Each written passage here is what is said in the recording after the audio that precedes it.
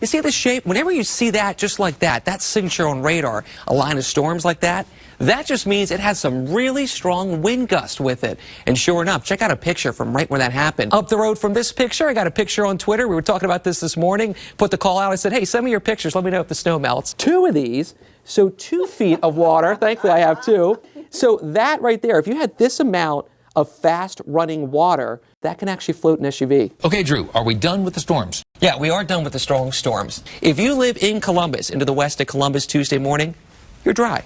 Now, if you live to the east of Columbus, you still got some showers as you step out to the car. They have to truly carbo load. That'd be busy. Oh my gosh, are you kidding me? Think about how many calories they burn. Oh man, doing all that work all night? Right. Talk about some exercise. Hey, it'd be a nice day to actually do a jog because we got the sunny skies back, there's no wind chill, and it's a chilly night between the combination of clear skies and this right here, the light wind. So we're at 25 right now in Lancaster. A lot of the suburbs around Columbus in the mid-20s.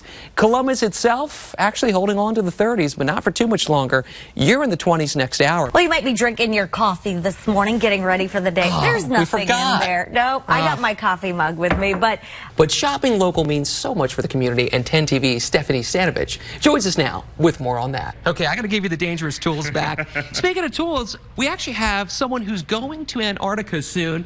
Melissa, you're going to Antarctica. I see you got different. What is this? Is this a caulking gun? Yeah, it's a caulking gun. It's a lot easier to walk there. The penguins that aren't Penguin Highway, well, they have the same they have the same trouble I have, just trying to stay steady on top of the snow. With the story from Antarctica, I'm meteorologist Drew Anderson with the penguins right here on 10 TV. Drew Anderson is in with a look at our forecast. So this morning, I put this on Facebook because I wanted to give you a heads up that your car will be icy if it's outside. Now, here's the deal. My car is always outside, so when I saw Brad's post right there, he said, hopefully not, since it's in the garage. Okay, just rub it in. I hear you. I didn't even have my ice scraper in there. I just was not prepared for that. We had some snow yesterday evening, and if you didn't go dust it off, then it is icy on your windshield this morning if your car is not in the garage. Just saying. Nothing falling from the clouds right now as we look across Ohio, but later today there is some snow up in Cleveland, and because of that it'll be pretty cloudy right here in this box. So if you live to the north of Columbus, and if you live to the east like Shoxton County, Guernsey County, you're stuck with overcast skies all day. Yet again, it's been really gloomy the past few days. Now, other spots like in Columbus and South Y-70, you get some sunshine this afternoon, but these temps, man, we need to work on these.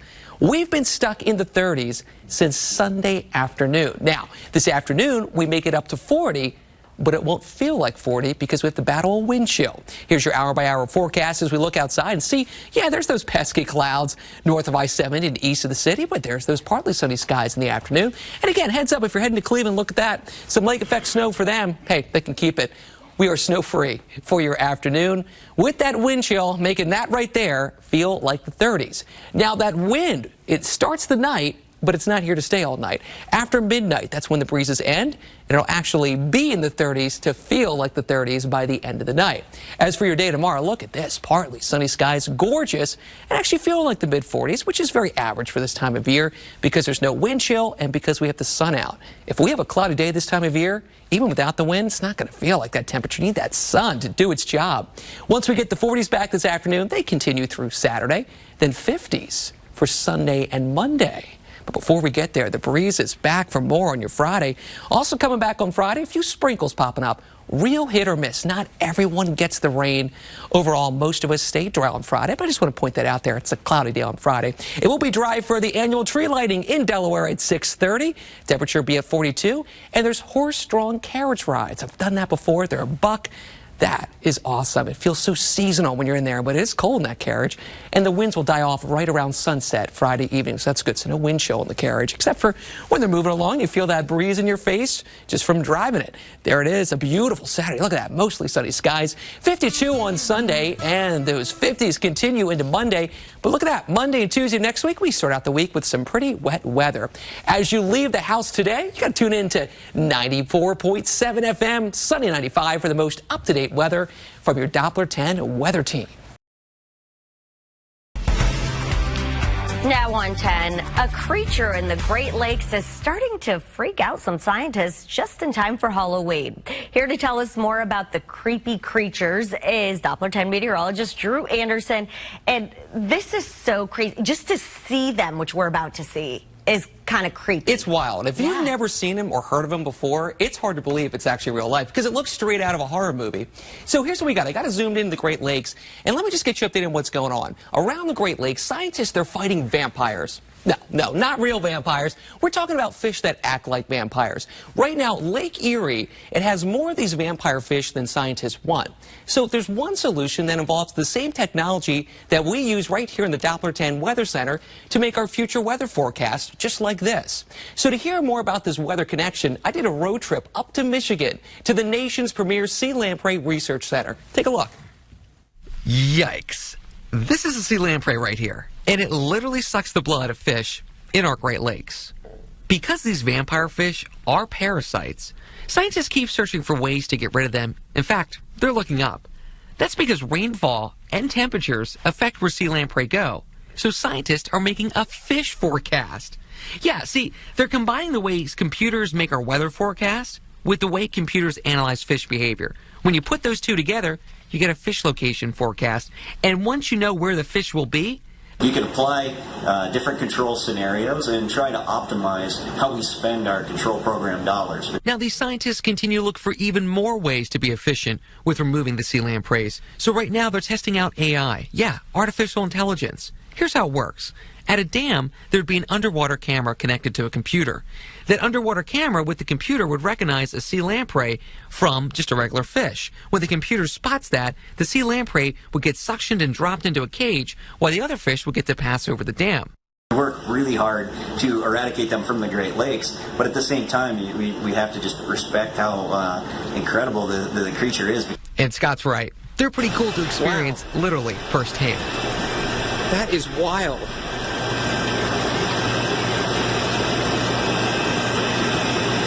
Okay, no hand was injured in the making of that story. I can't believe you did that. Yeah. So, and it left one of its little teeth behind. Look at this little thing. Teeth too? Yeah, so it acts like suction cups. These little teeth, if you look at it, it's so tiny to see, but it looks like a little mini suction cup. Right. The actual part that would damage fish is in the center of it, and I'm not a fish, so it wasn't interested in me. So we were talking about why this is a problem. So in the 1950s, you may have heard about this, they wiped out literally 90% of the fish in the Great Lakes. And fish is such a huge economic driver, so that's why scientists control the population. Ideally, they wanted zero, but they can't get there. Right now, there's about 90% less of those sea lamprey than there were. They're just not liking the numbers in Lake Erie compared to the other Great Lakes. That one has the most. So scientists in Lake Erie are literally going after vampires. Truly. Yeah. Happy Halloween. It's the real deal. Perfect Halloween story. That is so cool. And you are a brave man for letting that thing suck on you. Oh. Yeah, it was interesting. It had about 3 more times the suction power of a vacuum was the stat they told me. It had some oomph to it. Okay, so coming up back here at home, we're just tracking drier weather and windy weather. I'll let you know when the winds end as we go to break, taking a look at that Halloween monster that's lurking right now in our Great Lakes.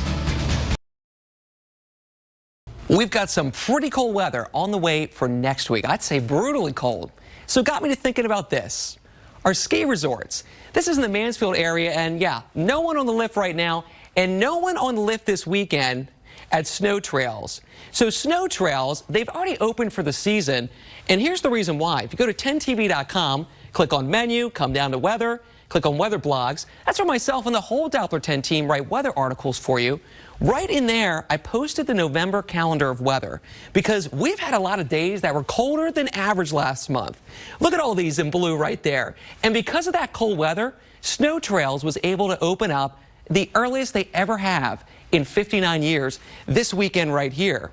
But then at the end of the month, they got some warmer weather and they had to say bye-bye to making snow, and they closed right before Thanksgiving. So, since that cold weather's on the way, I got talking to the folks at Snow Trails, and I said, hey, what kind of conditions do you need in order to make snow with your snow guns? And you know what they told me? They said, for these snow guns right here, they're looking for temperatures to go below 29 degrees for at least a few nights. Secondly, they like really dry air. And cold air, really cold air, well, that's dry air too. Because the dry air makes this nice, light, fluffy snow that skiers love, that powdery, dry snow. So, with this cold weather,